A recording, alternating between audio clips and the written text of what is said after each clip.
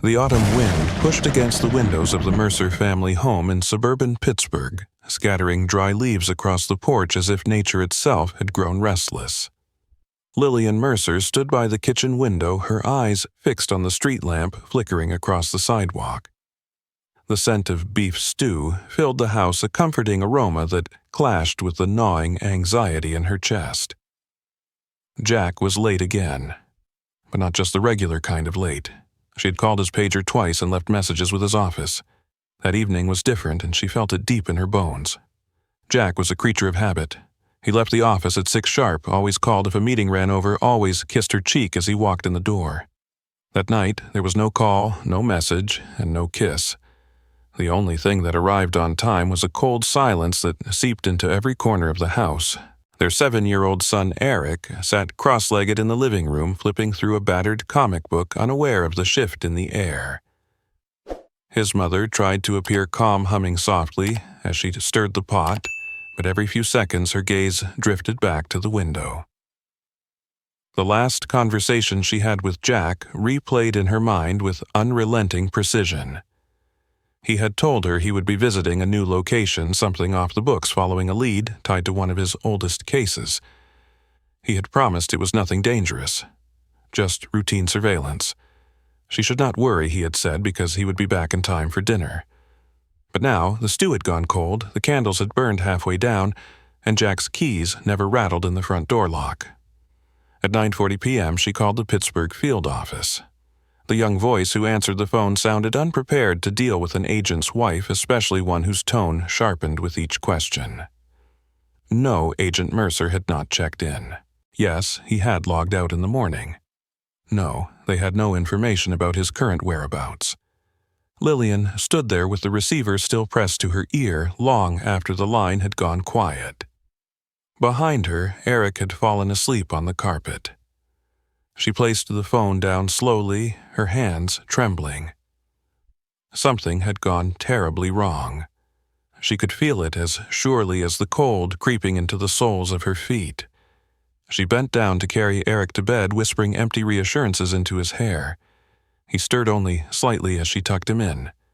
His soft breath against her shoulder was the only warm thing left in the room. The next morning, Jack Mercer was officially declared missing. His government-issued sedan was found parked 2 blocks from a condemned apartment complex in the North Side District. The building had been marked as a suspected front for a trafficking operation with Eastern European ties. The lead had come in anonymously, vague but convincing enough to send Jack out alone. His partner, Agent Melinda Crane, was supposed to accompany him, but she had been pulled off at the last minute due to an emergency call. The odd timing raised eyebrows, but no one could trace the origin of the call or verify the emergency. The surveillance van Jack had requested never arrived. His last known radio transmission simply read 10, 7 going in. After that, nothing. The investigation unfolded with mechanical intensity. FBI Internal Affairs launched a probe combing through Jack's desk, his files, his laptop. Lillian sat through hour after hour of questions that felt more like accusations. Had Jack ever mentioned offshore accounts? Did he seem stressed? Was their marriage stable? Had she noticed anything unusual in the weeks prior? She answered everything as truthfully as she could, though each question carved deeper into her trust.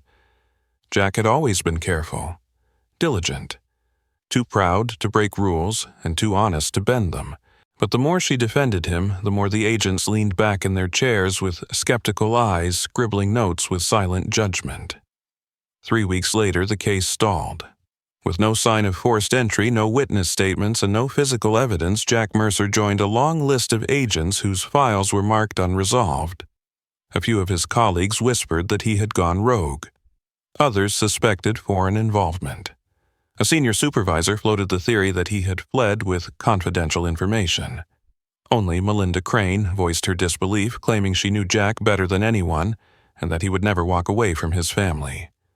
But Melinda's own name began to surface in background whispers and internal memos. Her connection to the safe house, her reassignment at the last minute, her sudden leave of absence just days after the case was paused. None of it sat right. For Lillian, the days blurred into an aching loop. She stopped cooking dinner. She stopped answering the phone. Her world shrank to the sound of the front door that never opened and the soft footsteps of Eric searching for a father he no longer believed was coming home. She kept Jack's toothbrush on the sink, his jacket on the coat rack. The porch light stayed on all night, casting a useless glow on an empty pavement. Every time a car passed, she held her breath. She told Eric his father was working on something big, something important, but she could no longer meet her own eyes in the mirror. 6 months after his disappearance, a river cleanup crew discovered Jack's FBI badge caught in a drainage grate 2 miles downstream from the safe house. The surface was clean. No fingerprints, no trace evidence. Just the badge and its perfect weight in her hand when they returned it to her in a sealed envelope. That was the last official update she ever received. The case was downgraded to inactive. Resources were diverted elsewhere. The file remained open, but the pages grew cold, and with it, so did Lillian's hope. But something inside her refused to give up. Somewhere out there she believed someone knew what happened. Someone had seen something, and someday someone would slip.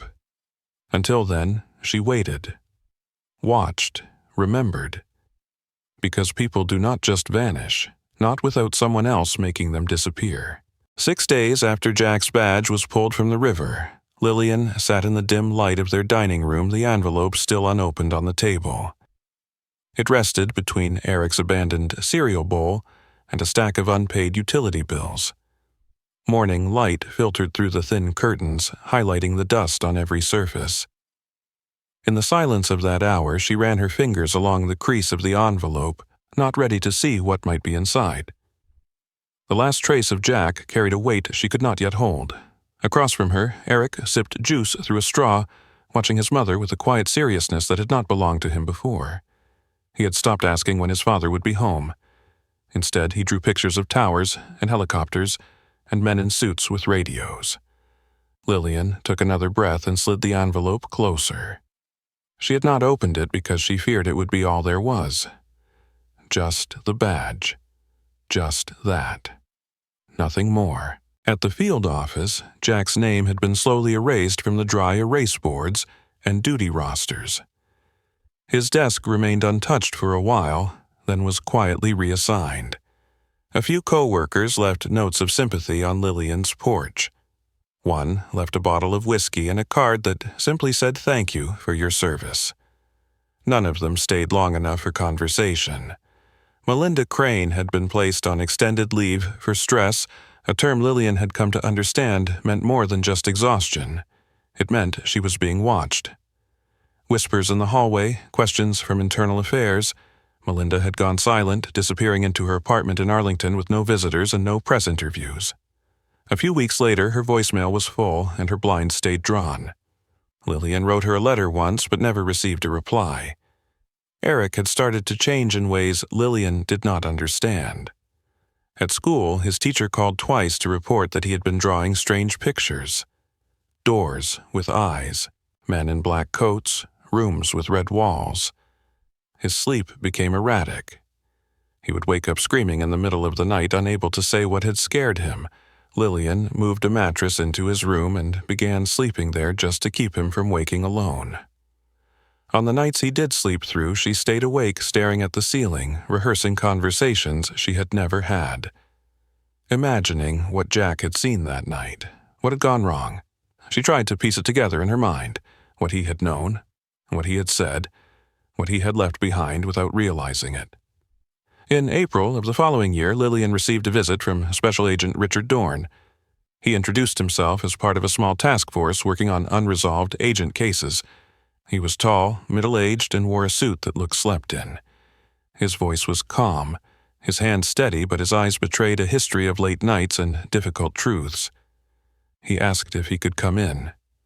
Lillian hesitated, then stepped aside. Eric was at school.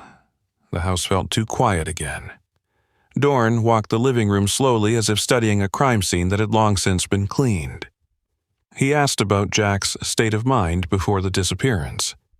He asked if Jack had been acting paranoid, if he had mentioned names, if he had made any unusual purchases. She answered patiently, but each question opened old wounds. Dorn pulled out a photograph. A blurry image of a man entering a building in East Liberty at dusk. He asked if it looked like Jack. She nodded slowly. It did. That building had been demolished a year after Jack disappeared. The lead had come too late. Nothing remained but an empty lot and a few fragments of rusted metal. Dorn explained that the site had once been linked to a defunct shipping company believed to be a front for laundering money through Eastern Europe. A known associate had turned up dead in Detroit. Another had vanished in Newark. Names were listed. None meant anything to Lillian. But Dorn leaned in and asked a different question. Had Jack ever mentioned someone named Benjamin Ryland? The name stopped her cold. Ryland had been Jack's roommate at Quantico. She had met him once years ago at a wedding. He had disappeared from the bureau under a cloud of suspicion in the early 1980s. No one had spoken of him since. Dorn nodded and said thank you. That alone told her the visit had not been routine. Over time, the world continued to move. The case remained open but untouched. Eric grew quieter. The calls from his school increased. Lillian took a part-time job at a legal records office where she filed civil litigation documents and watched people argue over wills and settlements that seemed trivial next to her own loss. On the day Eric turned 12, he refused to blow out his candles. He stared at the flame until it burned low, then walked outside alone. Lillian watched him from the kitchen, uncertain whether to follow or let him be. He reminded her of Jack in that moment. Silent, contained, carrying something unspoken. It was on the 3rd anniversary of Jack's disappearance that a strange envelope arrived at their door. There was no return address. Inside was a faded Polaroid. It showed a man sitting in a metal chair bound at the wrists. His face was bruised. He was shirtless. The photo was dated October 1996. On the back, someone had written the word trust. Lillian stared at the image for a long time. The man's head was tilted down, but the build, the shoulders, the profile all felt familiar. She brought it to Agent Dorn. He took the photo and said he would investigate. She never saw him again. Months passed. The mailbox became a source of dread. Lillian felt the foundation of her life growing brittle. She avoided mirrors. Her voice began to sound strange to her. One night she opened Jack's closet. She pressed her face against the lapel of his suit jacket and let herself cry for the first time in months. She did not remember falling asleep, only waking on the floor at dawn with the jacket still in her hands. She began to consider leaving Pittsburgh, but something always held her back, as if Jack were still there, waiting, watching. Somewhere nearby, just beyond reach. The calendar in Lillian's kitchen still hung on April, though it was well into June. Days slipped past with the same sluggish rhythm, each one blending into the next without significance. The bureau had stopped calling. The local news stations had moved on. Even the neighbors no longer brought casseroles or left polite notes. Silence became the normal sound in her house. Eric, now 13, spent most of his time in his room or behind the garage where he had begun constructing a wooden structure out of scrap lumber. He called it a hideout, though Lillian suspected it was something else, a place where he could be invisible. She let him work without interference. She had grown to understand that everyone grieved in their own way. One evening, while sorting through an old storage box in the attic, Lillian found one of Jack's notebooks from his early FBI days. The pages were yellowing, the spine cracked. Most of it contained training notes and shorthand observations, but one section caught her attention. It was a list of initials, no context, no titles, just 23 sets of initials written in precise columns. At the bottom was a final entry scrawled in different handwriting.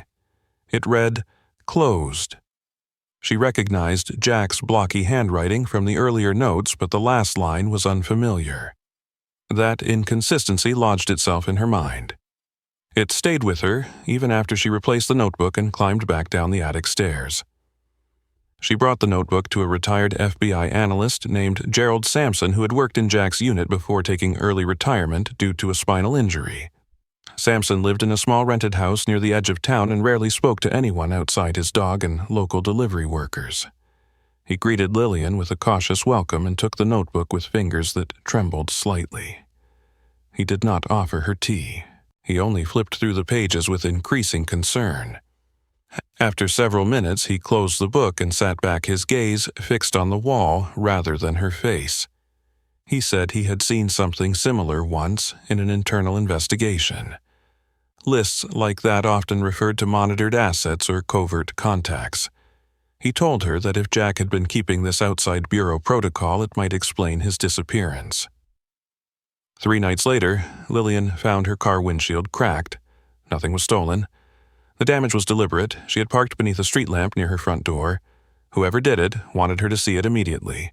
That same week, she received a letter in her mailbox again with no return address. The note inside was typed. It simply said stop. Nothing else, no signature, no envelope marking. Eric asked if she had called the police. She said no. She told him it was probably just a prank. But that night, she moved his mattress into her room and bolted every door and window in the house. The notebook stayed locked in her safe. Despite the fear, Lillian kept researching. She tracked down one of the names that matched the initials in Jack's list, a man named Lawrence B. Keyes. He had once worked as an import specialist out of Norfolk, Virginia. Public records showed he died in 1994, but she found no obituary, no funeral, no burial records. When she called the listed contact number from an archived file, the line had been disconnected. She began to understand that the names were not merely part of a case. They were threads in a web that had quietly disappeared one by one. Jack had not just stumbled onto something dangerous. He had been documenting it. Eric had his own method of coping. He had taken to sketching the same image repeatedly in different versions. A red door. Sometimes it was alone in a field. Other times it was part of a building. Once he drew it with a black hand reaching out from behind it. When Lillian asked him what it meant, he only shrugged. He said it came from a dream. The number 36 appeared often in his sketches. On rooftops, on doors, on fences. Always subtle, but always present. Lillian began writing them down. Not just the images, but the dates he drew them. Patterns began to emerge.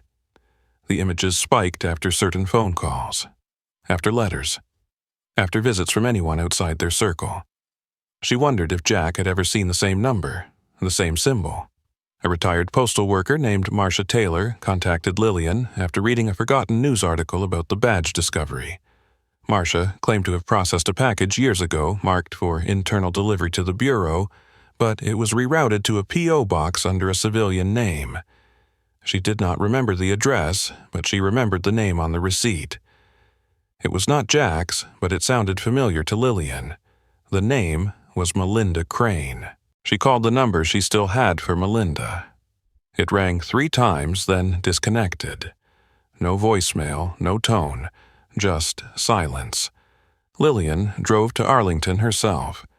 She parked across the street from Melinda's last known address. The blinds were still drawn. The mailbox was overflowing. She waited 4 hours before knocking. No answer. She returned the next day with a police officer. They entered the apartment legally under a welfare check. Inside, the place looked abandoned. Food in the fridge was expired by months, furniture was covered in dust. But in the bedroom beneath the mattress, Lillian found a file folder marked JM. Inside were photocopies of surveillance photos.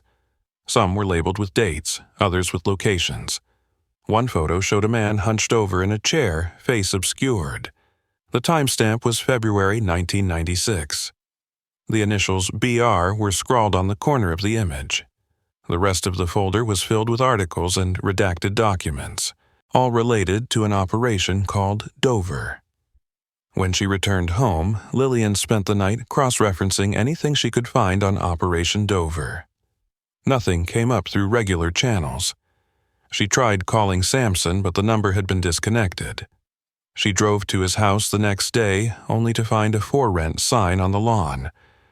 The neighbors said he had moved out overnight. No forwarding address, no boxes, just gone. Lillian began to feel as though she was being chased in circles by people who moved faster than she could see. Her life became shadowed by the possibility that anyone could be listening, watching, waiting for her to stop digging. By the fall of that year, Lillian stopped using her home phone altogether. She kept her cell off except when necessary. She'd stopped telling friends where she was going. She filed for a private investigator license under a different name just to gain access to certain records. The Bureau never contacted her again. She heard nothing from Agent Dorn. No updates, no apologies, no closure. Her world had become one of dead ends, fake names, and unanswered questions. But she kept going. Not because she believed Jack was still alive, but because she knew someone had made sure he was not. On a gray morning in late October, the air in Pittsburgh carried the thick scent of rain. Lillian stood beside her car at the gas station, her coat collar turned up against the cold when her phone vibrated in her pocket. She hesitated before answering, having trained herself to distrust unknown numbers. But this one displayed a local area code. The voice on the line belonged to a man named Curtis Neely. He introduced himself as a property manager from Ohio who handled abandoned storage units. He said he had found her number written on the inside cover of a manila folder buried in one of the units he had recently auctioned. He asked if she knew someone named Jack Mercer. Lillian nearly dropped the phone. Curtis explained that the unit had been unpaid for over a year and had been scheduled for auction in a small town outside Dayton. Most units contained boxes of clothes or broken appliances, but this one had file boxes marked with initials, one of which included JM. He had opened the folder in question, hoping to find a name or contact. Inside it were photographs, documents, and a sealed envelope. On the back cover was her name and phone number in Jack's handwriting. Curtis paused as he waited for her response. Lillian's voice cracked when she confirmed her identity. She asked him not to throw anything away. She told him she would be there the next morning. The drive to Ohio felt longer than it was. Each passing mile was a breath she held in her chest. She barely slept the night before, haunted by what could be waiting inside that unit. Curtis met her at the storage facility just outside a stretch of industrial warehouses. He was a thin man in his 60s, with sharp eyes and a cautious way of speaking. He led her down a long row of units until they reached number 412. The metal door groaned as he pulled it up, revealing stacks of banker boxes arranged neatly in rows. It did not look like a space someone had used for clutter. It looked like someone had tried to preserve something. Lillian stepped into the cold air of the unit and examined the nearest box. The label read Case C-36. Inside were manila folders containing printouts, maps, and surveillance photos. Some bore bureau headers. Others were marked with dates and handwritten annotations. She opened another box and found cassette tapes in labeled cases. One was dated March 1994 and marked Audio BR. A third box held what looked like internal memos, none addressed to Jack directly, but several contained his handwriting. Curtis handed her the manila folder that had included her name. It contained a letter addressed to her in Jack's handwriting. Her hands trembled as she opened it. The letter was dated March 1996. Jack wrote that if she was reading it, then something had gone wrong. He explained that he had uncovered evidence of a covert operation named Dover that had been active for years under various code names. The details were scattered across the files in the unit. Jack believed he had been marked as a risk after refusing to bury the findings. He warned that he no longer trusted anyone within the Bureau. He mentioned two names as possibly still clean Melinda Crane and a former supervisor named Arthur Layton. He told her not to go to anyone unless she had no other choice. He ended the letter by saying he hoped she would never have to read it, that he loved her, that he would find a way back. Lillian sat in the back seat of her car for over an hour, unable to move. She held the letter against her chest and stared through the windshield as rain began to fall. The pages of the letter had absorbed the smell of storage dust and something fainter like tobacco and ink. She folded it carefully and placed it in her bag.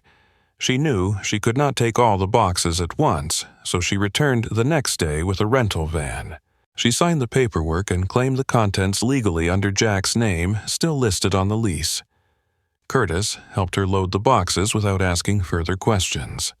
His eyes lingered on her face as if sensing the weight of what she had found. Back in Pittsburgh, Lillian stored the boxes in a locked basement closet. She took the tapes to an old friend who worked as a technician at a local radio station. His name was Warren Bishop. He set up a player in a private booth after hours and agreed to listen with her. The first tape began with a hiss of static before a voice crackled to life.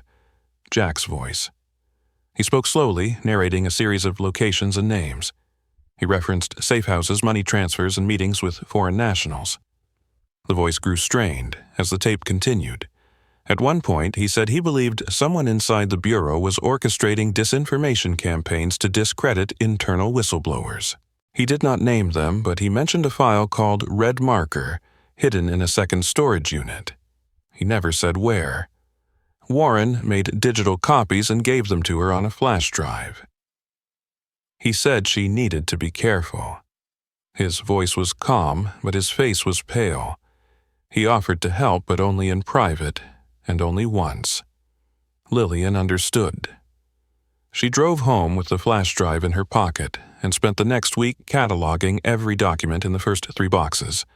Patterns began to emerge. Jack had been mapping movements between multiple cities: Cincinnati, Buffalo, Baltimore, each tied to an alias or dead end. She found receipts, travel logs, and notes written in code. With time, she began to understand his shorthand. A symbol that looked like an open triangle always referenced someone inside. A closed triangle marked a known danger. One folder held surveillance photos of Melinda Crane.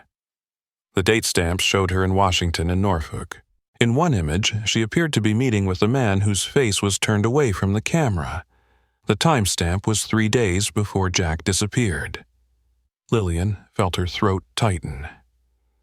In the background of one image, a red door appeared behind a row of dumpsters.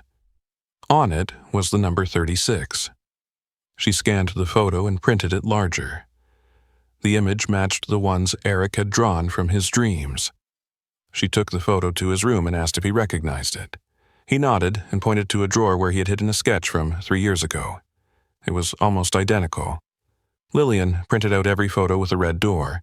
There were 7 in total. 6 cities. Each door marked with some variation of the number 36. Each tied to a case in Jack's files. She began to believe that the doors were more than locations.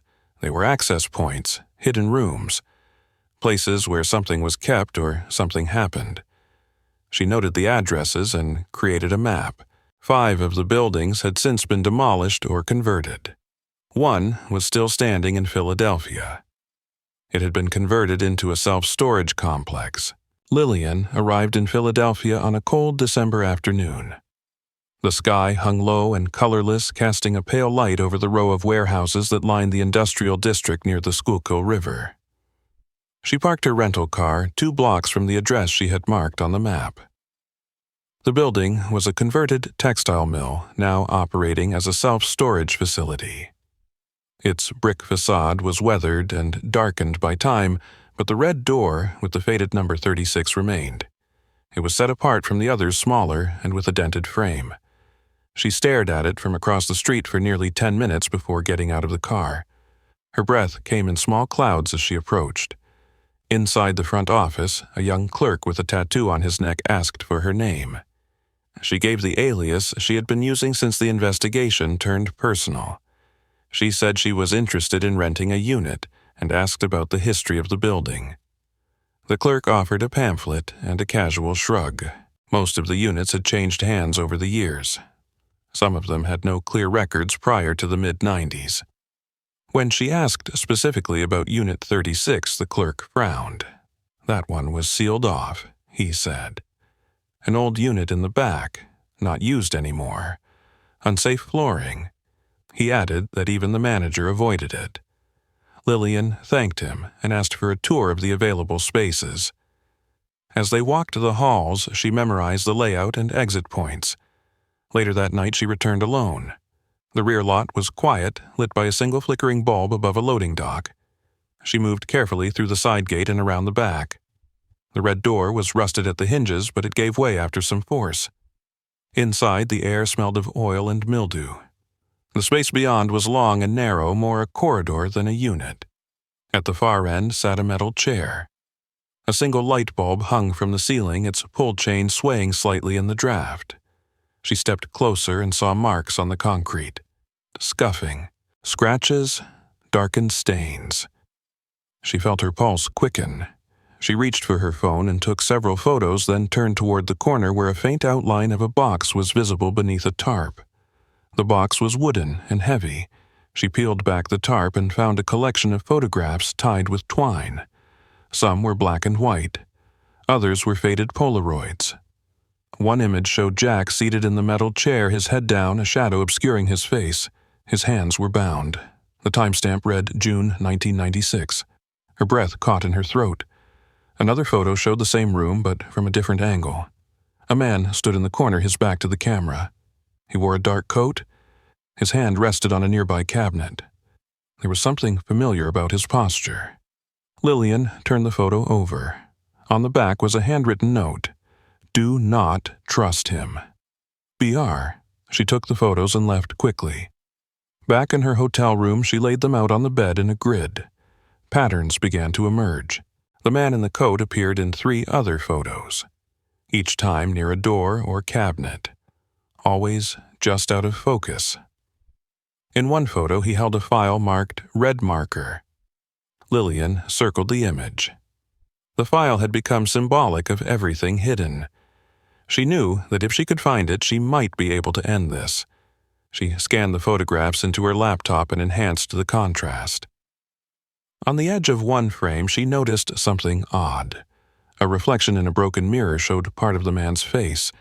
It was partially obscured, but what she saw made her stomach twist. She had seen that profile before. She opened the Bureau's online archive and searched through old personnel files. The grainy face from the photo matched a file from 1987. The name on the badge read Arthur Layton. He had been Jack's supervisor. The same man Jack had named as possibly trustworthy. Lillian stared at the screen, confused. If Layton was trustworthy, why was he in that room? Why had someone warned against him? She printed the image and placed it next to Jack's letter. Something did not fit. Either Jack had been wrong, or someone had wanted him to believe in the wrong person. She circled the name again. Beneath it, she wrote 2 words. Controlled asset.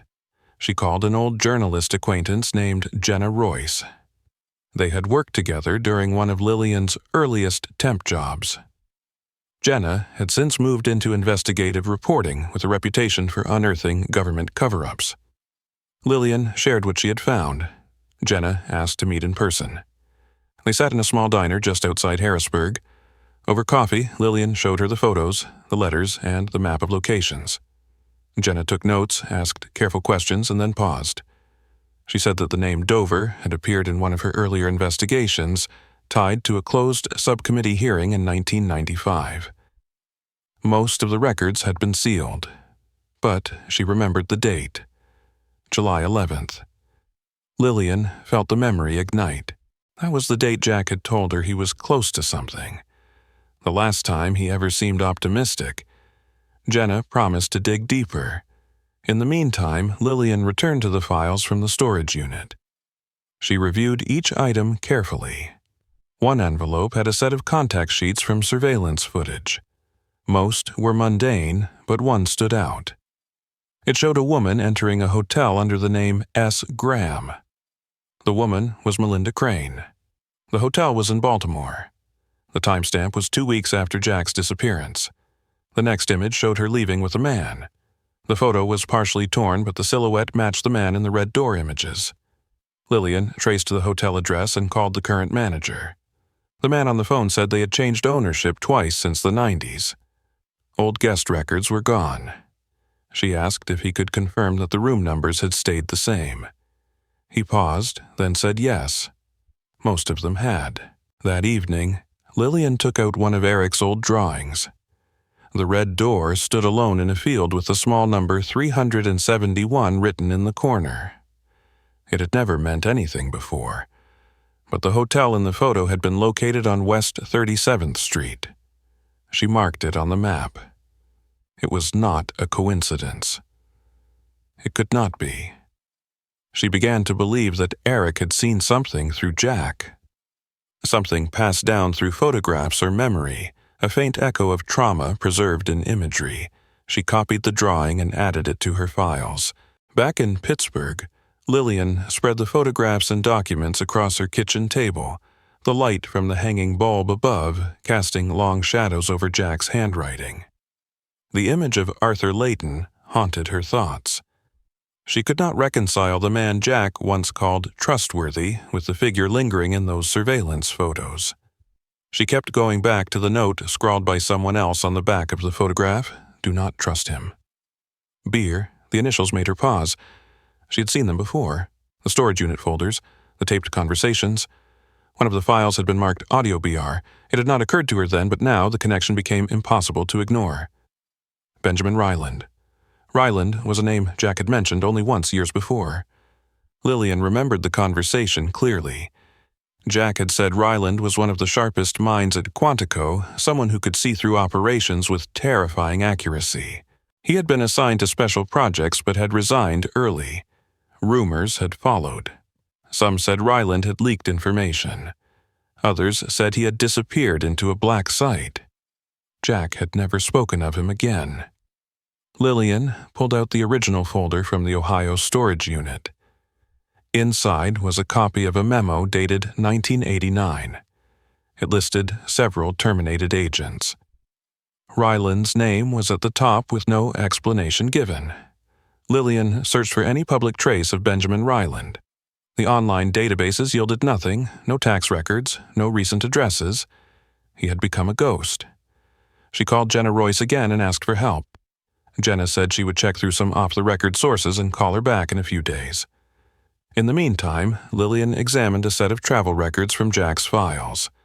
One entry listed a trip to a remote cabin in Maine. The rental had been under a false name, but the handwriting on the travel log was unmistakably Jack's. Next to the address was a small mark, an open triangle. That same symbol Jack had used in his notes to identify potential allies. She booked a flight to Bangor and rented a car. The drive from the airport to the remote cabin took nearly 4 hours through winding roads and early snowfall. The cabin stood near a frozen lake barely visible from the main road. The front door was intact but showed signs of forced entry from long ago. Inside, the air was stale. Dust coated every surface. In the fireplace lay the charred remains of burned documents. She stepped carefully through the main room, searching for anything intact. In the back closet, she found a small tin box wrapped in plastic. Inside were Polaroids, a cassette tape, and a single page of notes written in blue ink. The tape was unmarked except for the initials BR. She played it on a handheld recorder she had brought. The voice was deep and deliberate. Ryland introduced himself without apology. He said that if someone had found this tape, they needed to know what the Bureau had buried. He spoke of Dover as a cleansing operation, a quiet internal war meant to eliminate dissent.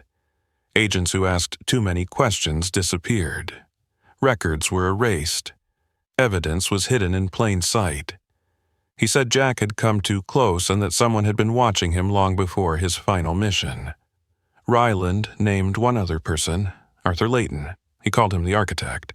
Lillian sat by the cabin window watching snow drift past bare branches, the tape still in her hand. Ryland's voice continued.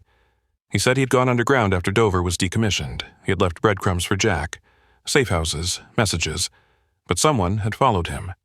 He ended the tape with a warning. If you are hearing this, they know you are looking. Hide the evidence. Do not trust anyone in uniform. Lillian took the photos and tape locked the cabin behind her and drove back through the snow-covered hills.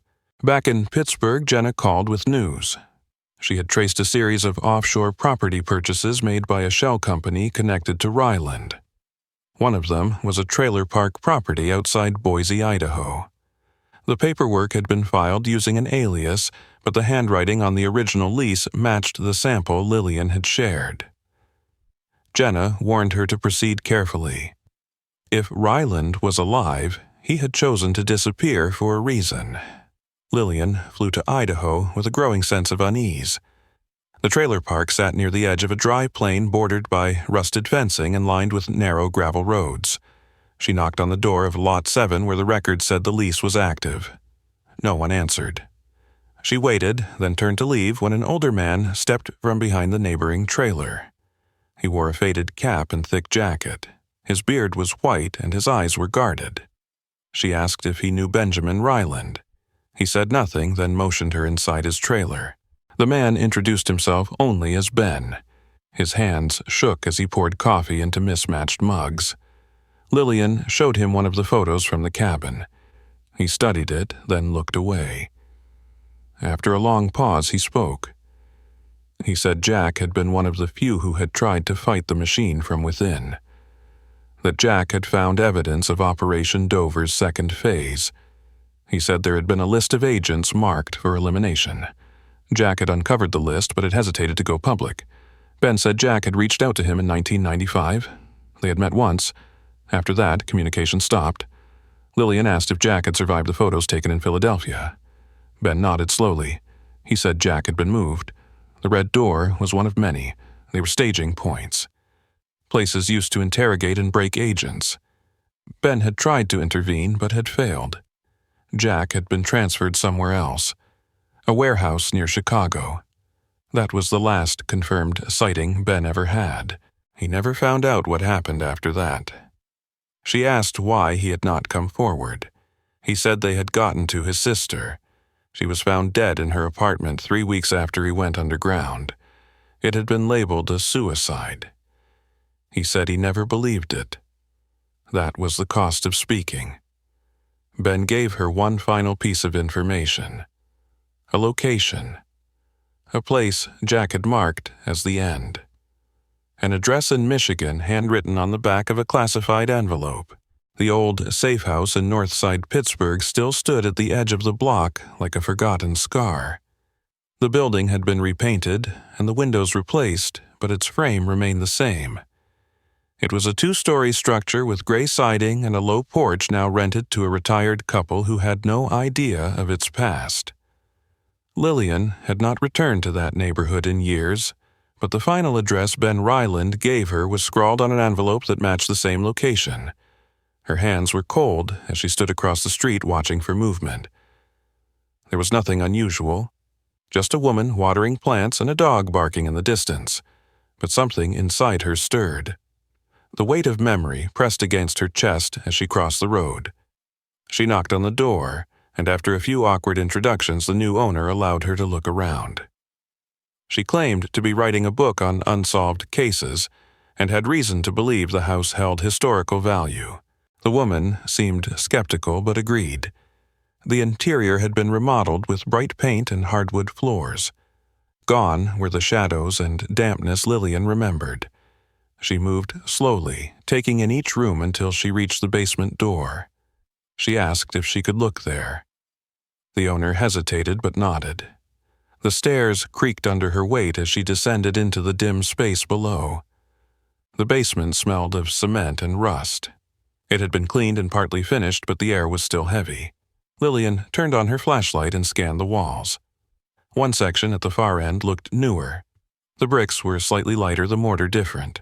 She stepped closer and tapped it gently. The sound echoed oddly. She moved to the edge where the new section met the original wall. Behind a loose panel, she found a gap. Her fingers brushed against something thin and dry. She pulled out a torn drawing. It was on old notebook paper, and the pencil marks were faint but familiar. A red door, a number, 36. The drawing was one of Eric's from childhood. Her throat tightened. She turned the paper over. On the back was a single word, Dad. The room felt colder. She stepped back and stared at the wall again. There had been a chamber here, a hidden space that had been covered up. She searched the floor and found faint scuff marks leading toward the wall. Someone had moved heavy furniture or equipment in the past. She took photos and recorded a video for evidence. Her mind raced. Had Jack been kept here? Had Eric seen this place in a way that could not be explained? She climbed back up the stairs and thanked the owners politely. As she left, the woman said the dog always barked at that part of the basement. They had never figured out why. Lillian drove directly to a private contractor who specialized in structural forensics. His name was Mark Alton, and he had worked on several cold case recoveries. She showed him the photos and asked if he could evaluate the wall discreetly. He agreed to visit the property under the guise of a home inspector. 2 days later, he called her. He confirmed that the basement had been altered. Behind the wall had once been a small chamber approximately 6 feet by 8 feet. He said it had been sealed using modern mortar and covered with a veneer to blend with the rest of the foundation. He believed it had been done no more than 7 years ago. When she asked if he found anything else, he hesitated. Then he said there were faint blood traces in the cracks near the floor, old but real. That night, Lillian called Jenna and told her everything. Jenna listened quietly, then asked if she still had the surveillance photos from the Philadelphia location. Lillian pulled them out. Jenna directed her to the image with the man in the coat, the one who had his hand on a cabinet. She asked her to look closer at the wall. Lillian did. Behind the man was a map. The photo was grainy, but one of the pins was located in Pittsburgh. That pin had a number. It was 17. Jenna said she believed the numbers might correspond to locations in sequence. She had been working on a timeline based on photos and travel logs. She said the house could have been the 17th site in a rotation of interrogation points. Lillian sat back in her chair, her fingers trembling. Jack had been moved multiple times. Each site was a piece of a larger map. If they could trace the path, they might be able to determine where it ended. She opened the file from Ryland's cabin and scanned the notes. One page listed brief descriptions with single words: Philly, Chicago, Ashland. The next line read final stop. Then a blank. The last leg of the journey was missing. Lillian turned the page and found a sketch, a rough diagram of a corridor with 4 doors. The third door had an X through it. At the bottom of the sketch were the initials AL. She printed the diagram and compared it to one of Jack's early notebooks. The handwriting matched. The sketch had been Jack's. He had drawn it either from memory or while in captivity. The X marked a room, a place he had feared or remembered.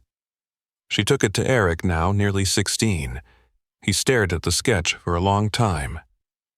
Then he pointed to the third door. He said he had dreamed about it before. It was the door that always opened to a dark hallway. He had never walked through it. He had only watched it open. Lillian asked him to draw what he remembered. His hand moved steadily across the page. When he finished, it looked nearly identical to the image Jack had drawn years earlier. Lillian sat alone in the study with the box labeled Audio BR05. It had been sitting among the last few folders she had yet to review. The case for the cassette was cracked along one edge, and a faded sticky note stuck to the front read, "Final Confession," in handwriting that matched Benjamin Ryland's. She held it in her hands for several minutes before sliding it into the portable tape player. The machine whirred softly as the tape began. Ryland's voice came through in a low whisper, hoarse and careful, as if recorded in the dead of night. He said he had recorded the message after one last visit to a storage locker in Michigan, the one he had feared returning to but could not avoid. He described the locker as being under a false name and tucked into a decommissioned industrial site in Monroe County. He warned that the contents inside were not complete, but they were enough. Ryland said the Bureau had created a structure within the Bureau, a shadow branch that operated above oversight. They used red-level clearance and a rotating chain of command that made direct accountability impossible. Ryland said that Arthur Layton had not been the origin of the network, only its most visible executor. The real design came from names no longer listed anywhere official. They had buried the program so deeply it could not be found by normal means. Ryland spoke about Jack near the midpoint of the tape. His voice changed slightly heavier and slower. He said Jack had gotten farther than anyone before him. He had broken into 3 red sites, extracted a contact from one, and sent encrypted data to someone inside the Bureau. Ryland did not know the identity of the recipient. Jack had kept it secret, but he said that after Jack was captured, something changed. The chain of command fractured. Orders were miscommunicated. He believed someone tried to extract Jack rather than eliminate him. That attempt had failed. He said he believed Jack had been held at the Site C, then transferred to a final holding near a facility known by its alias, Grayford. Lillian paused the tape. She opened her notes and found a scribbled reference in one of the surveillance logs marked GF. She had assumed it referred to a person. Now she realized it meant a location.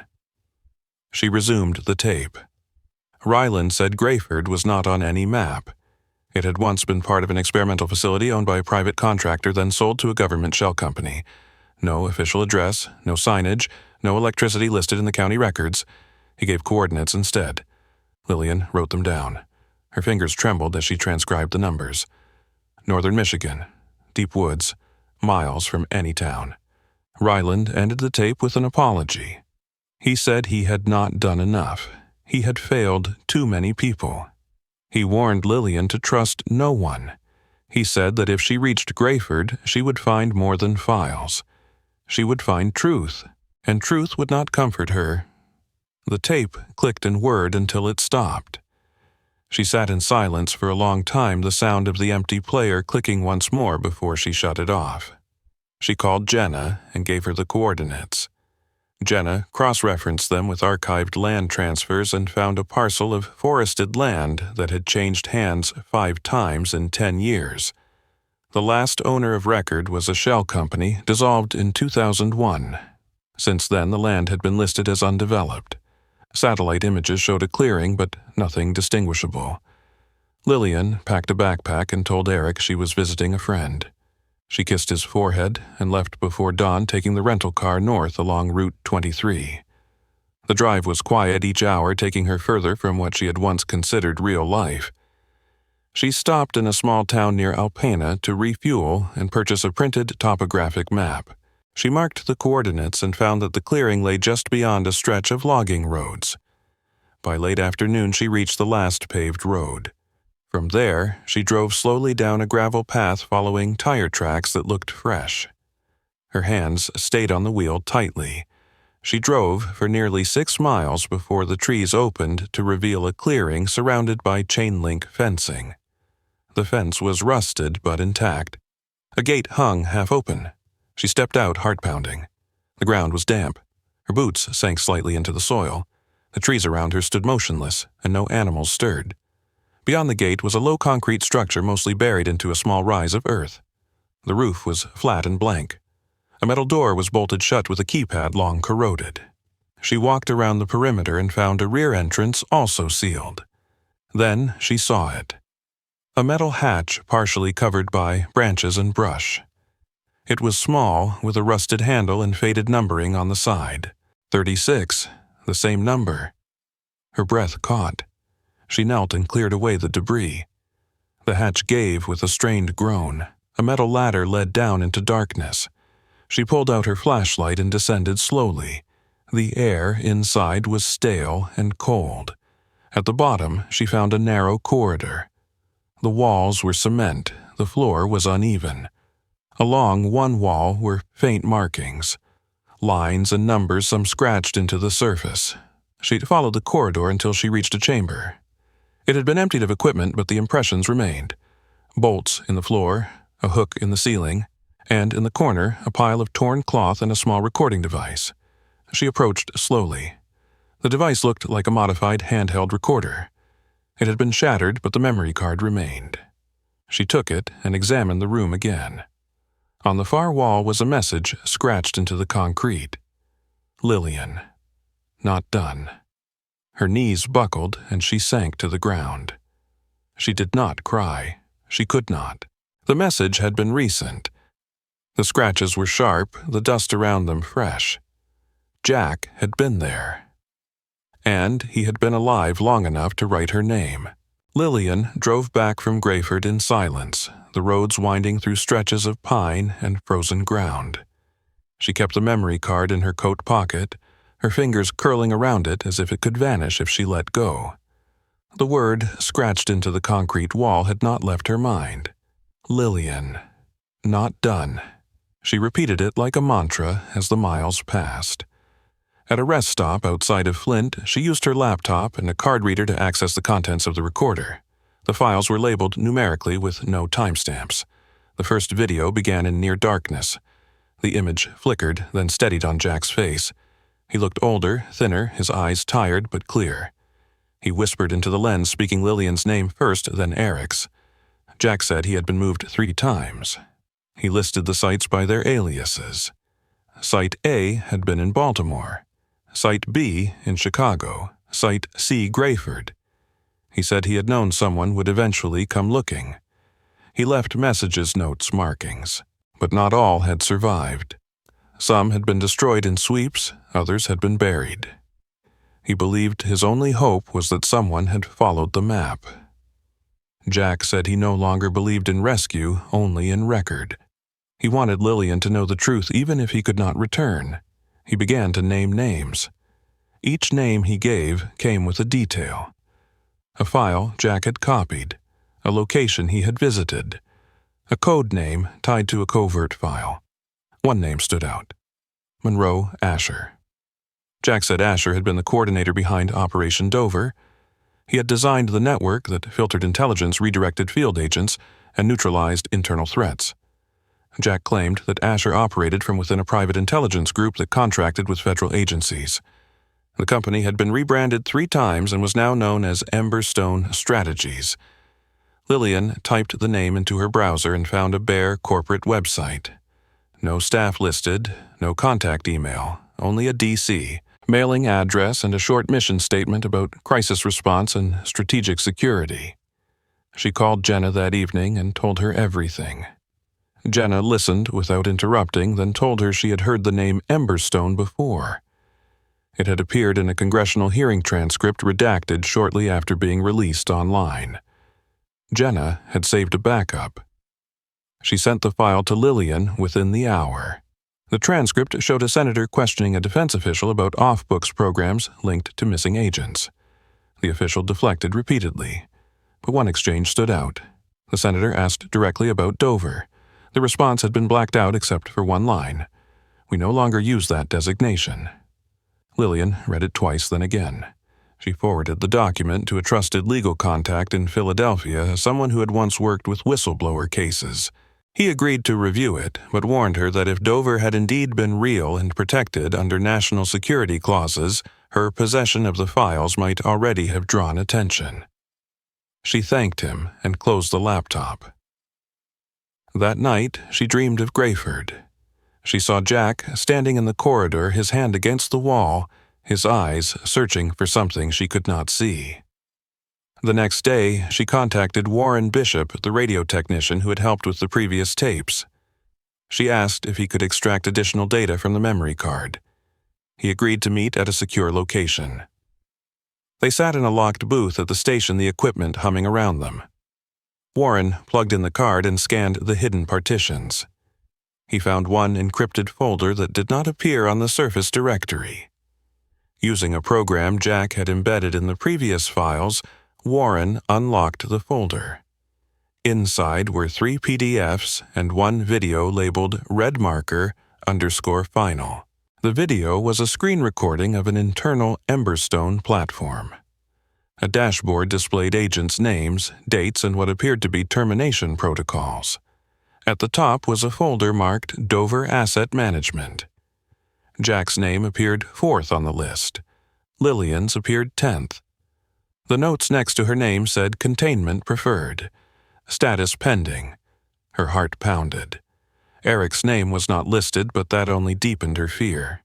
She copied the files to an external drive and wiped the original traces. Warren looked at her and said she had enough to get killed. She said she already had enough not to stop. She drove to Jenna's office in Harrisburg and handed her the drive. Jenna promised to take it to a secure journalist alliance in New York that specialized in whistleblower leaks. The group had contacts in multiple media outlets and encryption tools stronger than anything Jenna could offer alone. They agreed to vet the data, confirm sources, and prepare a release. Jenna said it might take a few days. Lillian said she would wait. That night, Lillian sat with Eric in their living room.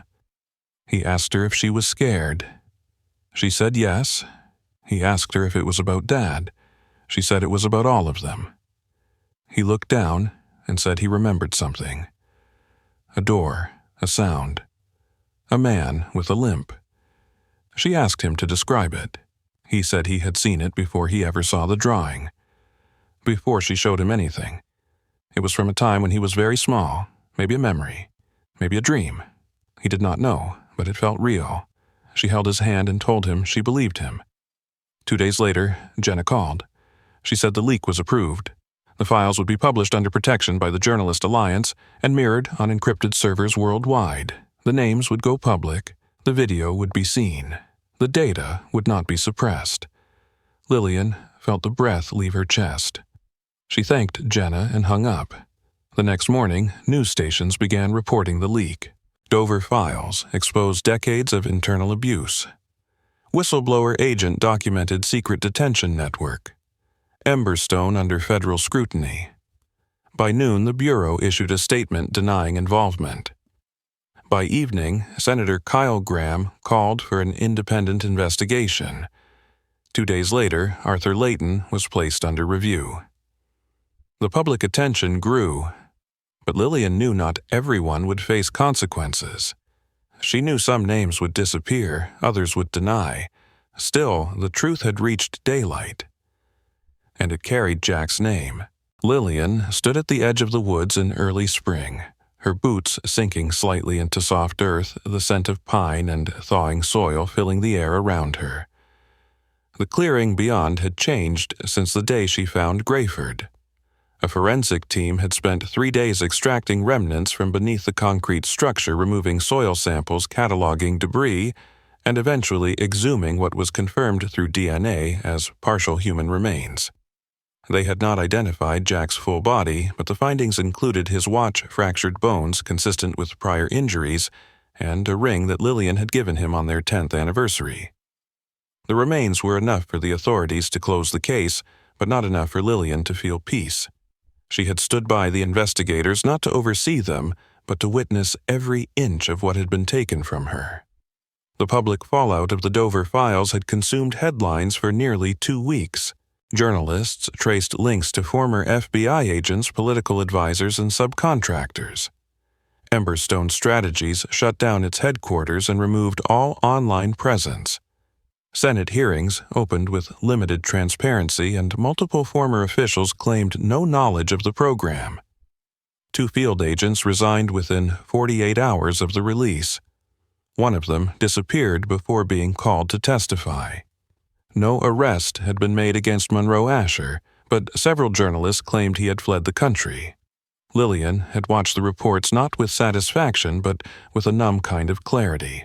She had never imagined justice would look like headlines and talking points.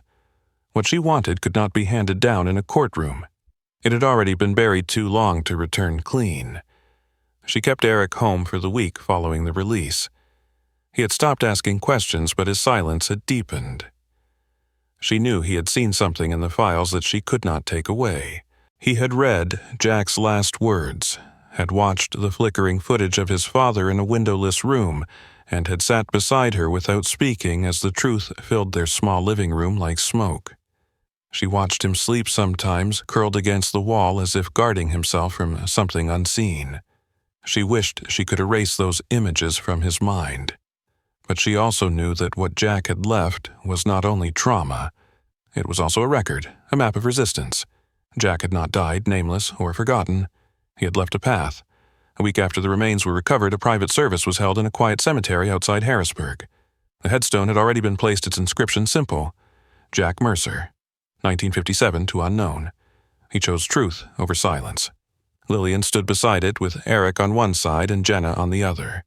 Only a handful of people were present. No cameras, no press. Just the few who had walked through the storm and come out the other side still believing in the weight of truth. Lillian placed the ring beside the headstone before they covered the earth. It did not feel like closure, but it felt like a line drawn in something real.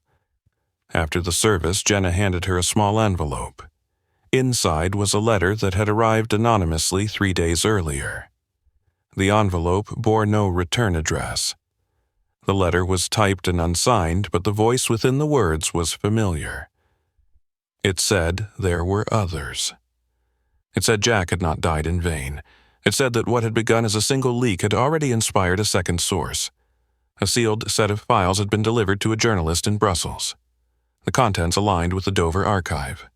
The names continued. The network had been bigger than they knew. The truth, once awakened, had begun to move. Lillian folded the letter carefully and placed it into the box where she kept Jack's notes. That evening, she sat with Eric on the porch. The air was warm and soft with early spring. He asked her if she thought Jack had known what would happen. She said yes. She said Jack had always believed in building something, even if it meant tearing everything else down first. Eric nodded. He said he did not remember Jack's voice clearly, but he remembered the way his hands looked. He said he remembered how Jack once showed him how to skip stones and how he had laughed when Eric's first one sank. Lillian smiled and said that memory was a form of evidence too. She said not all truth lived in files and footage. That night, she opened the last of the sealed boxes from the storage unit in Ohio. Inside were 3 objects wrapped in cloth. One was an old field badge with Jack's name and ID number. One was a photograph of the 3 of them at a lake, Jack's arm around her Eric, laughing with wet hair. The third was a notebook filled with sketches and small notes. She opened it to the last page. It read simply, "If I go quiet, it is only because I know you will not." She closed the book and held it against her chest. In the months that followed, more information surfaced. Reporters continued to connect names and operations. A few officials stepped forward to testify under conditions of immunity. The story evolved from scandal to cautionary tale. Lawmakers drafted new oversight proposals. Some failed. Others passed with quiet opposition. But the name Dover no longer meant silence. It became a symbol. For those who listened closely, it became a warning. Lillian began speaking at closed forums, sharing her story in controlled settings for journalists, students, and civil rights advocates. She did not give details that could endanger anyone else. She told only what was hers to tell. She spoke of Jack not as a hero, but as a man who made a choice. A man who saw something he could not ignore. A man who understood that the cost of truth was often unbearable and still chose to pay it. Her voice did not tremble when she spoke. She had found something inside herself that no one could take. Eric graduated 2 years later and said he wanted to study psychology. He said he wanted to understand why people believed lies and how they could learn to see through them. Lillian supported him fully. She told him that seeing clearly was the hardest part of surviving, that knowing what was real and what was manipulation was a lifelong skill. She said his father had taught her that. She said Eric would carry that lesson in ways she could never predict. Years later, in a quiet interview, Lillian was asked if she regretted anything. She paused before answering. She said she regretted not asking Jack more questions while she still had the chance. She regretted assuming that silence meant peace. She said she learned that some truths do not roar. They wait, they bide time. They surface when we are ready to see them. If you enjoyed this story, make sure to like and subscribe for more gripping mysteries inspired by real-life events. Let us know in the comments what you think about the plot and where in the world you're watching from. Your thoughts help shape the next story.